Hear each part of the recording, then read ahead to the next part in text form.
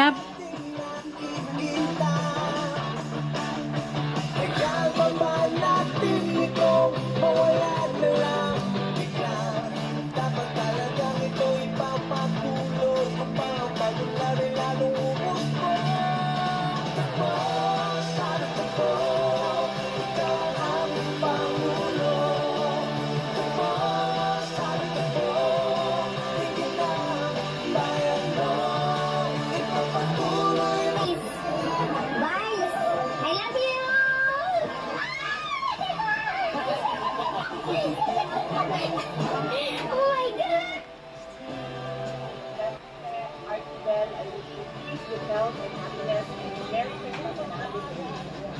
Sa puso niya talaga ang pamuno sa bayan may tunay na malasakit sa kapwa.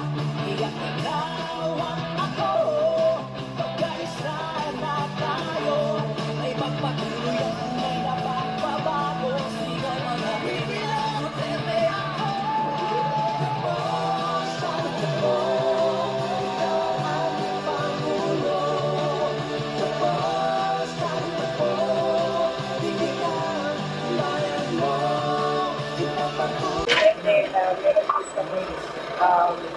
Just in case na nandun sila doon sa Palaad Stadium kung saan kung identified na evacuation areas ng mga affected na kanya already yung eruptions.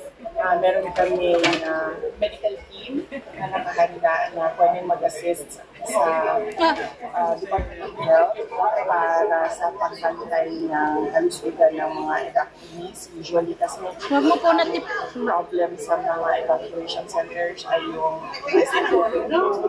fever at pagtatay sa mga evacuation centers.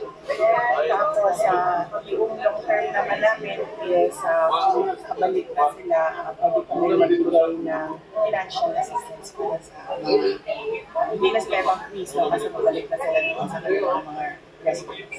And also there's another group daw na mag-fight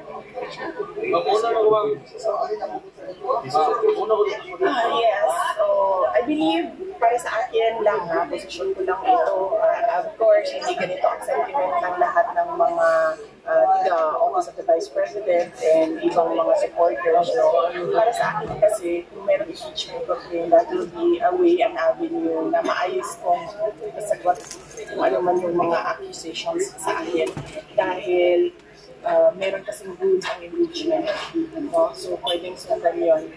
And nalalatag ng maayos yung accusation at yung sagot ng tao. It is a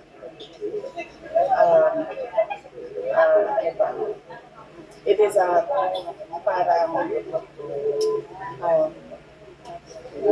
trying to think of the word, parang not really irritant but an inconvenience. It is an inconvenience dahil syempre kapag merong impeachment complaint, merong mga lawyers and of course merong support staff na kailangan i-hire at kailangan bayaran ng kanilang mga professional fees. But otherwise, para sa akin, tingin ko naman, okay ito kasi nakakasagot ng maayos sa akin. Vice, just in case patuloy impeachment, may mga abogado na tayo na nakuha. Sino-sino sila? May mga prominent lawyer tayo. Yes, ang arrangement kasi with the lawyers is that mag-activate lang yung pagpasok nila or mag-onboard nila once matanggap po yung copies ng articles of impeachment. So hindi ko pa siya natatanggap. Hindi pa ako binibigyan officially ng copy noon. So wala pang official arrangement, professional arrangement with the lawyers. Pero on standby sila. Sino sila, Vice? Hindi ko na lang muna kasi pangalanan, but I'm sure in the coming days, kung ano man yung mangyari, kailangan nito. Despite these impeachment complaints and professional meeting, how is the Office of the Vice President now? Patuloy pa rin function despite the limited resources? Yes, oo. Yun naman yung commitment commitment namin sa Office of the Vice President no, sa abot ng aming makakaya kung ano man yung projects at programs namin, itutuloy namin yun. And nagpapasalamat ako actually sa perseverance na personnel ng Office of the Vice President kasi kahit na distracted kami noong hearing, sa impeachment, lalong-lalo na yung legal namin, distracted lahat. And then yung finance minister namin distracted sa kung ano ba talaga totoong mangyayari sa budget, ay tuloy-tuloy pa rin yung pagtutulungan ng lahat para magbigay at mailabas at ma-implement yung mga provisions. Kahapon ba sa Vice na po ba? Sinabi ko naman na dati, no, naiwan na natin sa Congress ang decision kung ano ba talaga ang budget ng Office of the Vice President. Nag-submit kami, nag-propose kami kung ano ba yung mga document sa binigay namin, but we leave it up to the discussion and wisdom of Congress. And sa amin na lang is kung ano yung final na amount na budget ng Office of the Vice President, i-maximize lang namin yun sa mga kailangan namin gawin. Saan ka magpapasko ba? Anyway, sa Davao, ang Pasko ko will be with family the day before and then the traditional na Taal Christmas party sa December. And this year has been challenging to you, Vice. So what do you hope next year?